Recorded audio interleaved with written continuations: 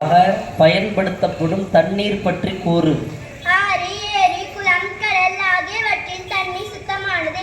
இவற்றில் அசுத்தம் கலந்து அதன் குணம் உணரப்படவில்லையானால் அவற்றில் ஒழுகு குளிப்பு போன்ற கடமைகள் நிறைவேற்றலாம். இதே போன்று 40 முறம் சுற்றளவுள்ள தண்ணீர் தொட்டி ஹவுலும் சுத்தமானது. ஜகாத் என்றால் என்ன? இது பொருட்களின் மூலம் நிறைவேற்றப்படும் வணக்கமாகும். ஒருவரிடம் குறைந்த அளவு 87 கிராம் தங்கம் அல்லது 612 கிராம் வெள்ளி, அளவு வெள்ளி இருந்தால் வெள்ளியின் மதிப்புள்ள பணமோ வியாபார பொருளோ இருந்தால் அவர் அதிலிருந்து ஒவ்வொரு ஆண்டும் 2% ஜகாத் கொடுக்க வேண்டும். சஜிதா சஹ்வு எதனால் வாஜிபாகும்? தொழுகையில் வாஜிபான செயல்களை மறதியாக விட்டுவிட்டாலும் அல்லது தாமதப்படுத்தினாலும் அல்லது பல்லை தாமதப்படுத்தினாலும் அல்லது முற்படுத்தினாலும் அல்லது ஒரு செயலை திரும்ப திரும்ப செய்தாலும் சஜிதா சஹ்வு வாஜிபாகும். நஃபில், கலா போன்ற தொழுகைகளை தொழக்கூடாத நேரம் எது?